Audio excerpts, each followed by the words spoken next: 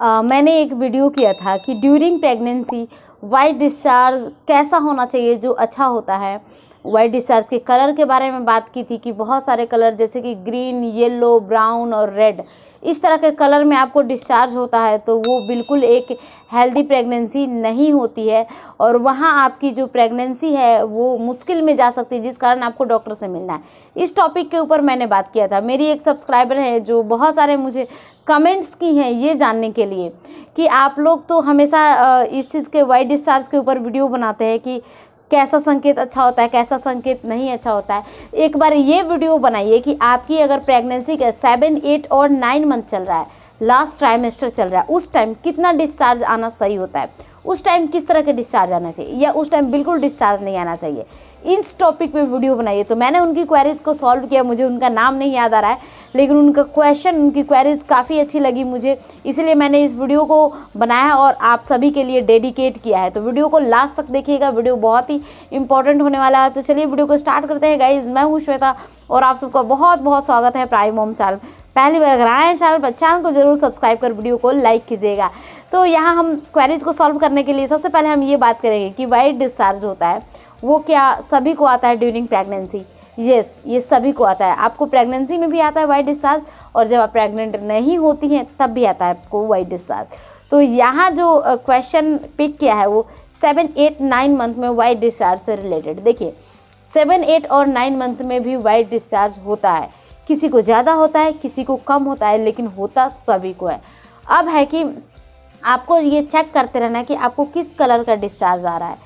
देखिए डिस्चार्ज आमतौर पे अगर बात किया जाए तो 7, 8, 9 मंथ में जो डिस्चार्ज आते हैं वो गाढ़े आते हैं। कहने का मतलब है कि मोस्टली ऐसा देखा गया है कि वो दही की तरह वाइट कलर का रहेगा या हल्का क्रीमी कलर रहेगा या बिल्कुल दही के शेप में, उसी तरह की चीज़ें आती है।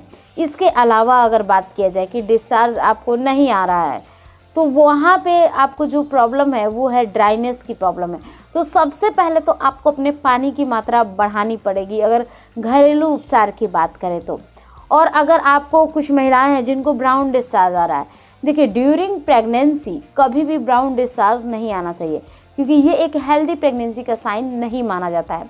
जहाँ से आपको डिस्चार्ज आता है वहीं पर आपका सर्विक्स होता है और वहाँ से बहुत नज़दीक और बहुत करीब में होता है आपका बच्चा। तो मेरे ये कहने का मतलब है कि सबसे ज़्यादा बच्चे को इन्फेक्शन उसी हिस्से से लगती है, आपके सर्विक्स से लगती है, आप जहाँ से यूरिन पास करती हैं वहाँ से लगती है।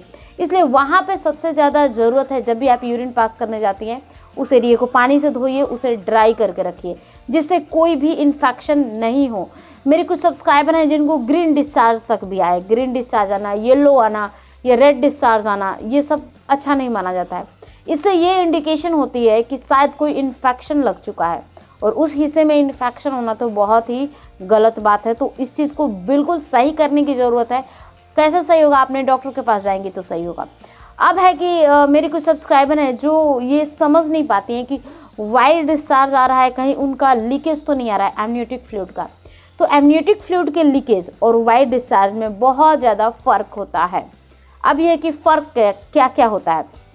कुछ महिलाएं तो यूरिन कई बार वाटर बैग लीक होता है, उन्हें ऐसा लगता है कि शायद उनको यूरिन हो गया, जबकि वो यूरिन नहीं होता है, वो वाटर बैग लीक हुआ रहता है। अब अगर मैं कुछ अंतर बताऊं मैं अपने पर्सनल एक्सपीरियंस के बिहाफ पे, तो सबसे बड़ी बात कि जो आपको डिस्चार्ज अगर होगा वो दही की तरह होगा, वो थिक फॉर्म में होगा। और अगर आप यूरिन पास कर लेती हैं तो वो आपको पता चल जाता है कि यूरिन है, यूरिन के स्मेल से पता चल जाएगा। और यूरिन पास करना मोस्टली जब आप वॉशरूम जाती हैं तभी आप कर पाती हैं, लेकिन कई बार क्या होता है वाटर बैग लीक हो जाता है। एक तो लीकेज होता है, लीकेज होगा तो वो पानी की तरह आएगा, ट्रांसपेरेंट आएगा और उसमें कहीं कहीं हो सकता है कि वाइट कलर के पार्टिकल हों, नहीं भी हो सकते हैं, हो भी सकते हैं, लेकिन बहुत कम पार्टिकल हो, वो गाढ़ा नहीं होगा, वो सीधा पानी की तरह होता है वाइट, जो आपका वाटर बैग लीक होता है वो। तो इसीलिए वाटर बैग लीक होना आप समझिए, आप वाइट डिस्चार्ज को समझिए, दोनों में काफ़ी अंतर है। अगर आप इस अंतर को समझते हैं तभी सही होगा। लेकिन अगर आपका वाटर बैग लीक हो रहा है और आपको पता नहीं चल रहा है, जैसे मेरे केस में हुआ था, मेरा वाटर बैग लीक हो रहा था और मुझे पता नहीं, मुझे लग रहा था डिस्चार्ज है। जिस केस में बच्चे जो इम्यूनिटिक फ्लूइड में रहता है वो फ्लूइड मेरा कम हो गया था।